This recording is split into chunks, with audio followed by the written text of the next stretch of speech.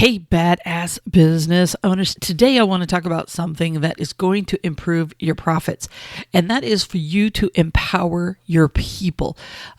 If you have employees that you pay on the payroll, or even if you have 1099 folks that help you out in your business, either way, that if you start empowering your people, you're going to find that your profits go up.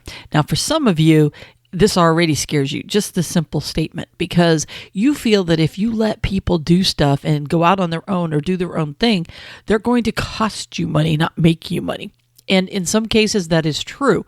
And that is because you just willy-nilly just kind of let them do things versus having a plan of attack. So let me dive in a little bit more into what I'm talking about.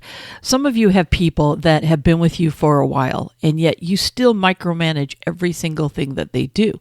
So what happens is whenever they need to do something or make a decision, they have to come to you first and to get permission, if you will, from mommy or daddy in order to do something that they've probably done a million times. Now, when they do that cuts down their productivity because they have to stop what they're doing to come get with you. And it stops you from doing what you're doing because now you have to make a decision for one of them. You see, there comes a point in time when you have to trust them, because if you're going to keep them on your payroll, at some point you have to let go. You have to trust the fact that what you've taught them and what you've shown them is going to help them make the right decision out in the field or in the business in general. Now, you might notice this sounds kind of familiar with our own kids. A lot of times we want to keep making the decisions for them or having them run it through us, but yet we know at some point we have to take those training wheels off and just let them go. So your employees are no different. The other thing is sometimes you have to trust the fact that you've hired and you've created the best employees in your business, and you have to let them make some decisions, and you have to trust in those decisions. Granted, it may not be done the way that you would do it. That doesn't make it wrong. There's a couple of different ways to get to the grocery store. That doesn't mean yours is the only way to the grocery stores. Yes, yours might be the most efficient, but that doesn't mean that they're not going to be able to accomplish the task that you have in front of you. The other thing is sometimes we're so stuck and rigid in our ways that we don't realize there's better and easier ways to do something that actually create more profit as well. Sometimes our employees have fantastic ideas because they're doing it over and over and over. So you need to be open to hearing what it is that your employees have to say, that how to make things more efficient. So you need to empower them to feel comfortable to come to you with ideas, no matter how dumb that idea may be to you. That doesn't mean that one day they're not going to come to you with an excellent idea. Sure, they may have 4 or 5 bombs, but then that 5th one, that 6th one makes you go, oh my God, why did I not think of that? They might have a trick or a solution to something that's going to make you more profit. If they feel they're invested in your business and that you care about what it is that they have to say, guess what? Their productivity goes up. And over the last few weeks, we've talked about this whole $15 an hour and how do you get the people's productivity up from 75% to 80, 85, 90, 95%. And part of it is they have to feel invested.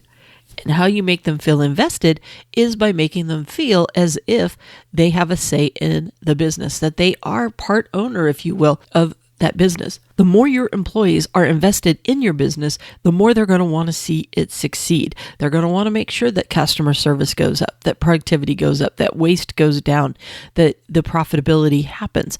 So the more you can empower them, the better it's going to be. Now, am I saying to have a good old-fashioned suggestion box? No, I'm not saying that, although that's not bad depending upon your location.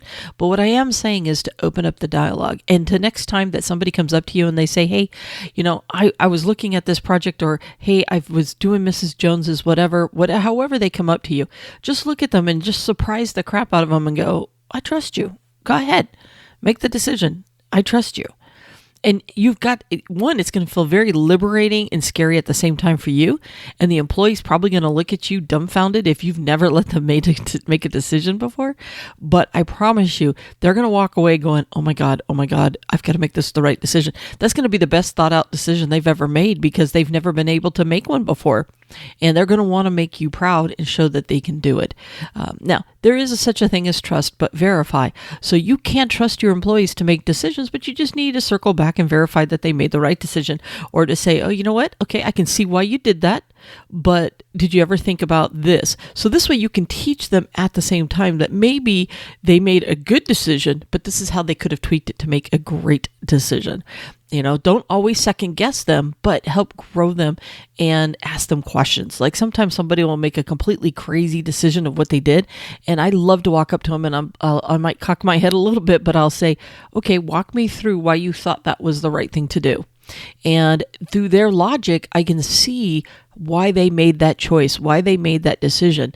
And then I can say, okay, but if something was to tweak, would you so you don't necessarily tell them what to do, but you show them a different path, because in their mind, as long as they thought through their decision, I'm okay with it. I used to tell people all the time when I'd hired them, look, you're going to make mistakes. I expect you to make mistakes, but I expect you to make informed decisions, that you're going to think through the choice that you made. So that way, if you make the wrong choice and I ask you why, you can explain to me your thought process on how you got there. And we all make thought processes every single day in every single decision that we make. And it's all based off of our experiences and what we bring to the table. So yes, they're going to make different choices than you. And later, as time goes on, they're going to go, what would so-and-so do? You know what? If somebody was working for me, they're going to go, hey, what would Tammy do? If we were in this situation, what would she want me to do? So you have to empower them. You have to trust them that they're going to make the decision. All right, so I'm going to not keep rattling on about this, but I just wanted to make sure that we take a moment and we look at the fact that, you have put your time and energy into your people and you have them working for you for a reason. And if you ever want to claim back your time, and if you ever want to have more time for the other things that you need to get done, and if you want your employees to stop and start, to stop that whole cycle of stopping and starting and asking you every single question, it's because you're not empowering them. And that is probably your biggest warning signs, that if your people have to constantly interrupt you, it means you either A, haven't trained them, or 2, you haven't empowered them. So either way, it starts with you, because you have to make sure you train them and you empower them, and they're going to make really good decisions. Are they going to be perfect? No. Either are your decisions. Matter of fact, if you look in the mirror, you make mistakes all the time. You're just more easily to accept them because you made them versus somebody else. But if you want to grow your business and if you want to grow your team, you've got to start trusting that you've trained them, that you've hired well, and that you can empower them. And if you don't feel that way, then you need to look in the mirror, because you've got the wrong people on your team. And that's kind of where you need to start. All right. Hire the best, train the best, develop the best, and let them go. Wind them up and let them go. And you know what? They're going to make the right decisions for your business. They're going to take care of your customers. They're going to take care of you. And that's going to free you up to grow your business the way you need to do. And your profits are going to go up. Hey, badass business owner, before you go, as you know, I'm a huge believer in you knowing your business numbers. After all, it isn't about how much you sell. It's about what you keep. And the best way to grow your profits is to start diving in and understanding those business numbers.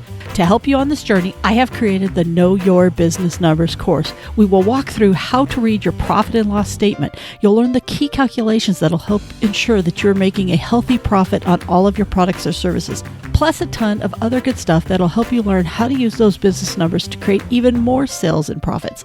Just check out the link below in the show notes or visit knowyourbusinessnumberscourse.com. So if you're ready to increase those profits, it's time you start diving into your business numbers.